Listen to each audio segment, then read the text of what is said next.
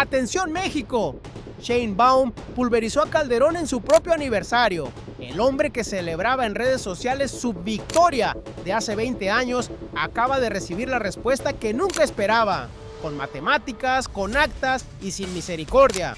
Hace exactamente 20 años le robaron la presidencia al pueblo de México. No es una opinión, no es narrativa de partido, es matemática, es jurídica, es historia documentada con actas, con boletas, con números que no cuadran y con un tribunal que reconoció el crimen y aún así premió al criminal.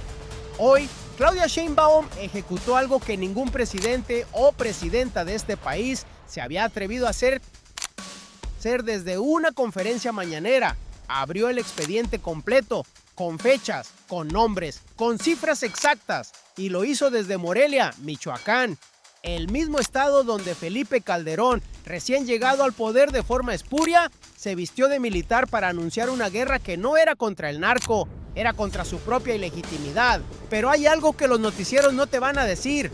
El propio árbitro, el Tribunal Electoral del Poder Judicial de la Federación, la institución que debía proteger tu voto, reconoció explícitamente que las reglas del juego fueron violadas, que Vicente Fox se metió en la elección, que la Constitución fue rota y aún así declaró campeón al que hizo trampa. Esa no es una falla del sistema, es el sistema funcionando exactamente como fue diseñado. Y la pregunta que nadie en los medios corporativos está respondiendo hoy es esta: si el árbitro sabía que hubo trampa y aún así validó el resultado, ¿qué significa eso para los 6 años de gobierno que vinieron después?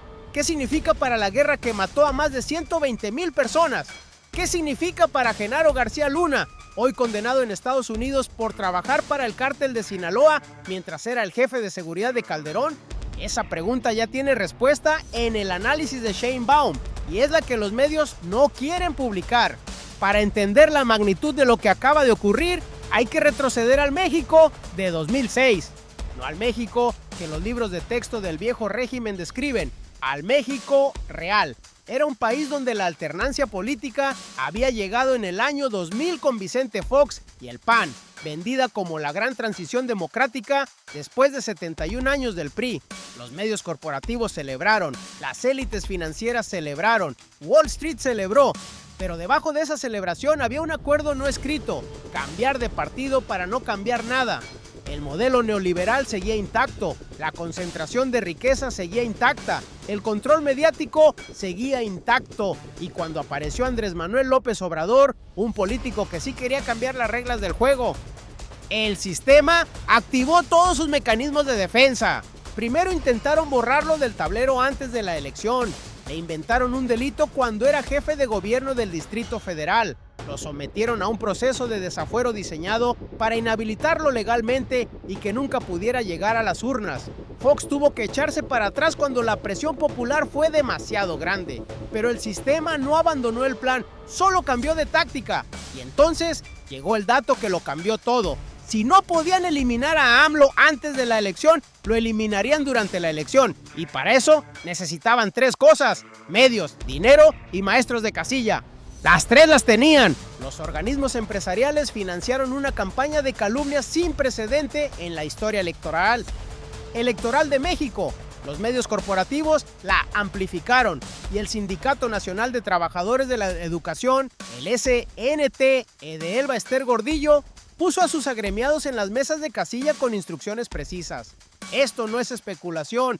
Claudia Sheinbaum estuvo ahí, revisó las actas, hizo las matemáticas y lo que encontró en esas actas es lo que cambió su vida y lo que hoy, 2 décadas después, está presentando desde la presidencia de la República.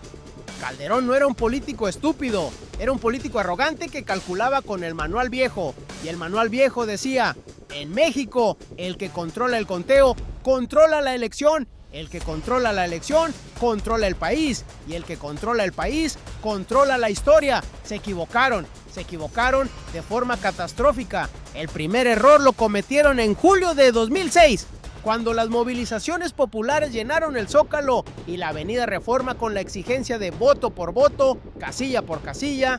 El aparato electoral tomó una decisión que en ese momento pareció inteligente: ceder lo mínimo para cerrar la presión. Abrieron el 9% de las casillas, solo el 9%. Calcularon que eso sería suficiente para mostrar buena voluntad sin arriesgar el resultado. Lo que Calderón no calculó era que ese 9% era una muestra estadísticamente representativa, y esa muestra ya revelaba el patrón completo. Al abrir ese 9%, la diferencia original de 265,000 votos comenzó a reducirse. Las irregularidades eran consistentes y sistemáticas. En múltiples casillas, el número de votantes reportados superaba el registro de la lista nominal. Las boletas no coincidían con los votos computados y aparecían diferencias de 30, 40, hasta 50 votos injustificados a favor de Calderón en casilla tras casilla. El 91% que mantuvieron cerrado no fue su escudo, fue su confesión, porque si el 9% ya mostraba eso, la pregunta matemática era inevitable. ¿Qué mostraba el otro 91%? Detente un segundo aquí, porque lo que sigue es más importante. El segundo error lo cometió Calderón en diciembre de 2006, apenas días después de tomar posesión. Con la legitimidad cuestionada en las calles, con millones de mexicanos que no lo reconocían como presidente, con un plantón histórico en reforma que el mundo había visto, Calderón necesitaba un golpe de autoridad. Eligió Michoacán, eligió el uniforme militar, eligió la guerra. La lógica parecía impecable. Un presidente que lanza una ofensiva de seguridad nacional se ve fuerte, se ve legítimo, se ve como alguien que gobierna. Los medios corporativos lo celebraron, Washington lo aplaudió. Las élites financieras respiraron aliviadas. Lo que Calderón no calculó era que esa guerra necesitaba un arquitecto de seguridad, y ese arquitecto fue Genaro García Luna. García Luna, su secretario de Seguridad Pública. García Luna, el hombre que diseñó la estrategia operativa de la guerra contra el narco. García Luna, que hoy se encuentra condenado en una corte federal de los Estados Unidos por haber trabajado para el cártel de Sinaloa mientras dirigía las fuerzas de seguridad de México. La guerra no fue una estrategia de seguridad, fue una operación de legitimación que le costó a México más de 120,000 vidas. Y el arquitecto de esa operación estaba en nómina del enemigo. El tercer error lo cometió Calderón esta semana. El 20 de julio de 2026 publicó en la red social X un mensaje que decía: hoy hace 20 años ganamos las elecciones más competidas en la breve y joven democracia mexicana. Calculó que 2 décadas de silencio relativo significaban que el expediente estaba cerrado. Calculó que celebrar en redes sociales era un movimiento de bajo riesgo, un recordatorio nostálgico para sus seguidores. Lo que Calderón no calculó era que del otro lado ya no había silencio. Había una presidenta que estuvo en las mesas de revisión de actas, que trabajó con matemáticos y especialistas electorales, que tiene los números, que tiene la jurisprudencia y que ahora habla desde la silla que durante 6 años él ocupó sin derecho. Ese tercer error fue lo último que calcularon mal, porque para entonces Sheinbaum ya tenía el tablero rediseñado. Mientras Calderón celebraba en X, Sheinbaum ya estaba en Morelia. No llegó a improvisar, no llegó a reaccionar. Llegó con el expediente completo que lleva construyendo desde 2006, porque hay algo que los medios corporativos no van a contarte sobre Claudia Sheinbaum. Antes de ser jefa de gobierno, antes de ser candidata, antes de ser presidenta, fue una de las personas que se sentó en las mesas de revisión de actas electorales después del fraude. No como observadora, como científica, con matemáticos, con especialistas en estadística electoral. Y lo que encontraron en esas actas no era ambiguo. El primer movimiento fue la documentación. El análisis demostró que el número de votantes reportados en múltiples casillas superaba el total de personas inscritas en la lista nominal. Eso matemáticamente es imposible en una elección limpia. Significa que se contaron votos que no existían. El segundo movimiento fue la correlación. Al cruzar los datos de boletas utilizadas, boletas no utilizadas y votos computados, el conteo no cerraba y la diferencia consistentemente favorecía a Calderón. No en una casilla, no en 10, en un patrón sistemático que los matemáticos identificaron como operación coordinada. El tercer movimiento fue el más devastador. Más de 1 millón de votos fueron declarados nulos y al analizarlos, una proporción significativa de esos votos nulos eran en realidad sufragios válidos a favor de López Obrador. Votos que existieron, votos que alguien marcó, votos que desaparecieron, y la diferencia oficial entre Calderón y AMLO era de apenas 240,000 votos. Mientras Calderón se vestía de militar en Michoacán, Sheinbaum contaba. Mientras el viejo régimen construía su narrativa de transición democrática, Sheinbaum documentaba. Mientras los medios corporativos aplaudían la alternancia, Sheinbaum guardaba el expediente. Y hoy ese expediente se abrió desde la conferencia mañanera de la presidenta de México. Quédate porque la última pieza lo cambia todo. Porque Sheinbaum no solo presentó los números, presentó la cadena de responsabilidad completa. El desafuero fallido de AMLO como primer movimiento del plan, la campaña de calumnias financiada por organismos empresariales como segundo movimiento, la falsificación de actas con maestros del SNTE como tercer movimiento, y el Tribunal Electoral que reconoció la intervención de Fox y aún así no anuló la elección como el cuarto movimiento, la impunidad institucionalizada. 4 movimientos, un solo objetivo, un solo resultado: robarle la presidencia al pueblo de México. El tuit de Calderón no duró 24 horas sin respuesta. Sheinbaum habló desde Morelia y habló con una precisión que ningún comunicado oficial puede replicar, porque detrás de cada cifra hay trabajo de campo real. La reacción del expresidente no fue de fuerza, fue de quien no tenía respuesta preparada para alguien que estuvo ahí, que revisó las actas, que hizo las matemáticas y que ahora gobierna el país que él ocupó sin derecho.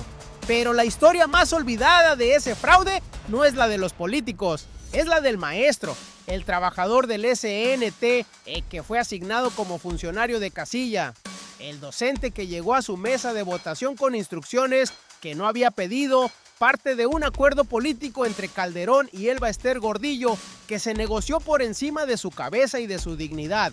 Ese maestro fue el instrumento humano del fraude, su pluma, su firma en el acta, y ese maestro nunca eligió estar ahí. Ese detalle pequeño cuenta una historia enorme, porque el fraude de 2006 no fue una operación abstracta de élites en oficinas blindadas, fue una operación que necesitó cuerpos, personas físicas, en mesas físicas, en colonias reales, borrando votos reales, de ciudadanos reales que se levantaron temprano ese 2 de julio para ejercer un derecho que el sistema les robó antes de que cerraran las casillas. Y la voz del viejo México, esa que durante 2 décadas ha pedido que se olvide, que se supere, que se mire hacia adelante, hoy no tiene respuesta ante los números. No tiene respuesta ante el millón de votos nulos y la diferencia de 240,000. No tiene respuesta ante el tribunal que reconoció el crimen y absolvió al criminal. No tiene respuesta ante García Luna, condenado en Estados Unidos, cuya sentencia describe con precisión quirúrgica cómo el gobierno de Calderón favoreció al cártel de Sinaloa mientras declaraba la guerra contra el narco.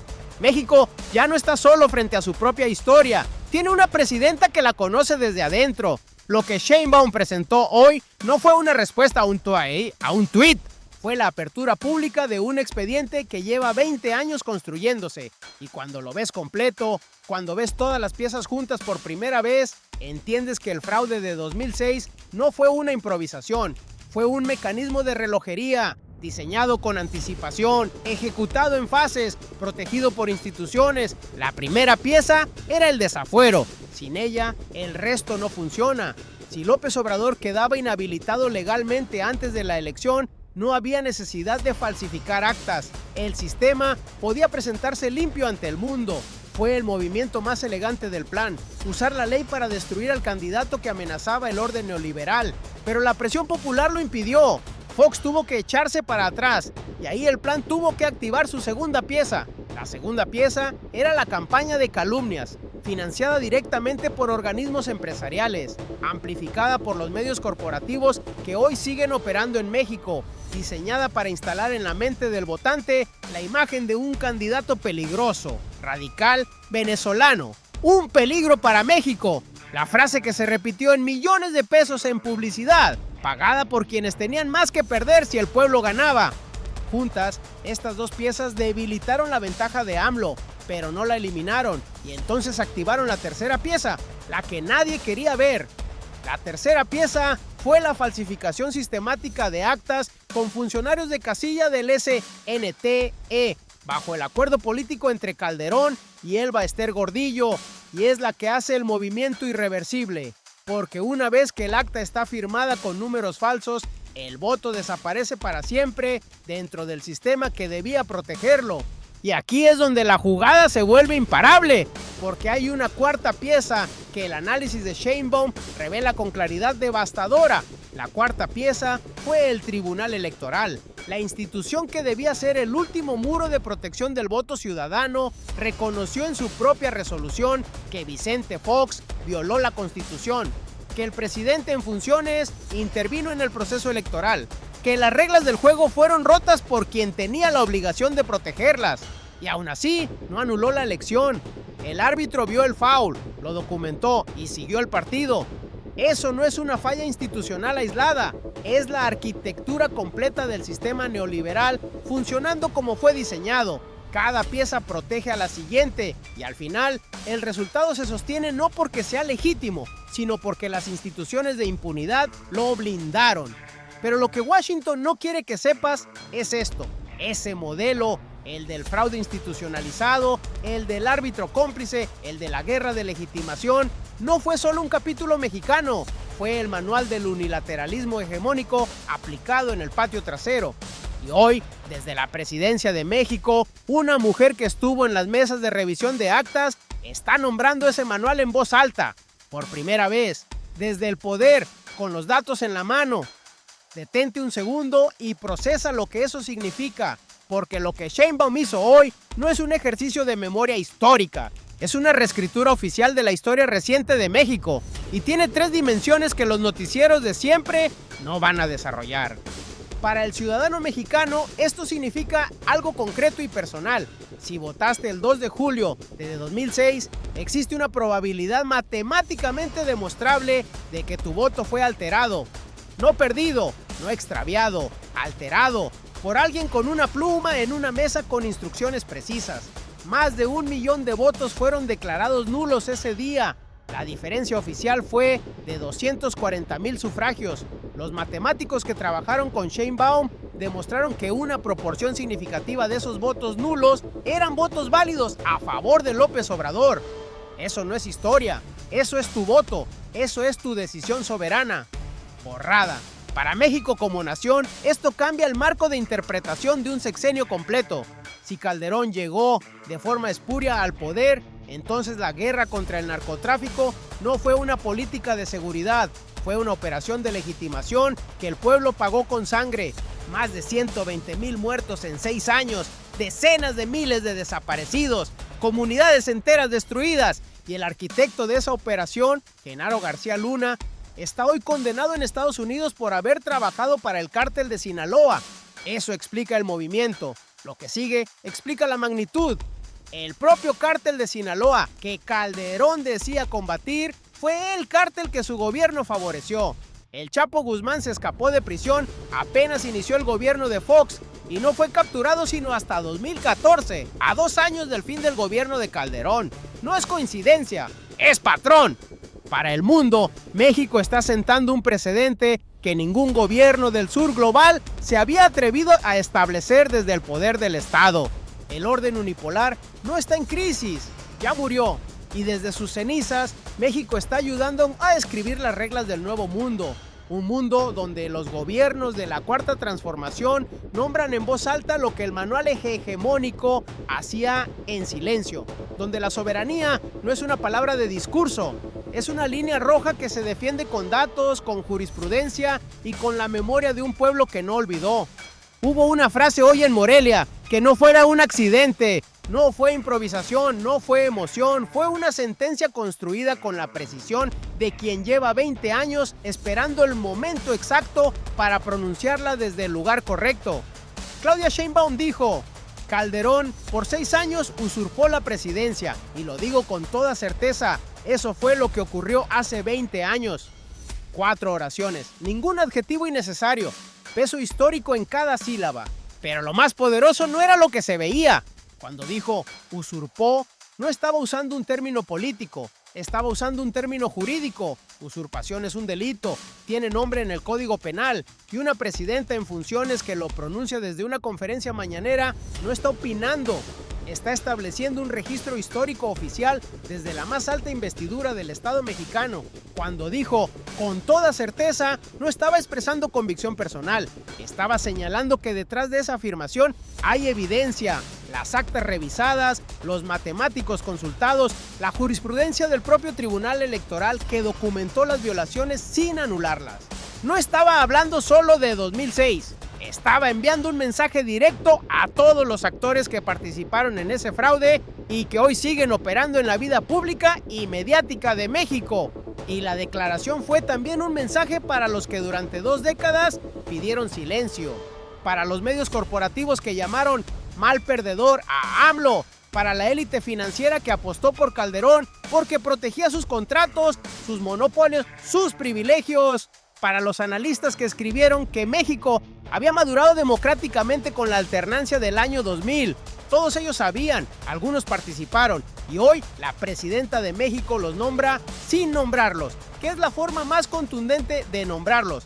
Esto es, Sheinbaum no improvisó, no reaccionó, diseñó, ejecutó, y cuando habló ya había ganado. Pero hay un hilo que hoy quedó suelto, y es el más importante. Genaro García Luna está en prisión en Estados Unidos. Su condena es real. Su colaboración con el cártel de Sinaloa está documentada en un tribunal federal norteamericano con testigos, con registros, con montos específicos. Pero su expediente completo, los nombres de quienes habían en el gabinete de Calderón, los montos que fluyeron hacia las estructuras del crimen organizado, las operaciones que se permitieron a cambio de esa colaboración, todavía no ha salido a la luz en México. Lo que encontraron después no estaba en ningún análisis previo, porque la pregunta que el expediente de García Luna abre no es solo sobre él, es sobre la cadena de mando, es sobre quién autorizó, quién sabía, quién se benefició y qué parte de la arquitectura del narcogobierno panista sigue operando hoy bajo otras formas, otros nombres, otras estructuras. México llegó hasta este momento con una presidenta que tiene los datos del fraude electoral. Ahora tiene también la condena de García Luna como palanca jurídica internacional y lo que se viene en los próximos meses. Cuando el expediente completo de García Luna sea procesado en el marco de la cooperación bilateral entre México y Estados Unidos, va a exigir decisiones que ningún gobierno anterior habría tenido el valor ni la legitimidad para tomar. Sheinbaum las tiene, ambas cosas. En el próximo análisis vamos a desmenuzar el expediente García Luna.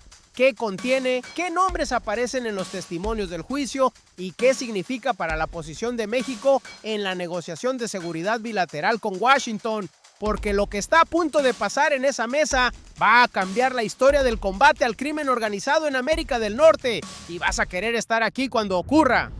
Vamos a cerrar el círculo. Hace 20 años, el 2 de julio de 2006, el pueblo de México votó. Y su voto fue alterado en las mesas, validado por un tribunal cómplice y protegido durante 2 décadas por los mismos medios, las mismas élites y los mismos actores que hoy siguen pidiendo que se olvide. Hoy, Claudia Sheinbaum abrió el expediente desde la presidencia de la República, no como militante, no como aliada política, como científica que estuvo en las mesas de revisión de actas, que trabajó con matemáticos, que tiene los números y que ahora habla con la autoridad del Estado detrás de cada palabra. Y lo que demostró hoy no es solo que hubo fraude, es que el fraude fue un sistema con 4 piezas. El desafuero fallido, la campaña de calumnias empresarial, la falsificación de actas con maestros del SNTE y el Tribunal Electoral que reconoció el crimen y protegió al criminal. Ese sistema funcionó durante 6 años, costó más de 120,000 vidas, produjo a Genaro García Luna y dejó al pueblo de México sin la presidencia que eligió libremente.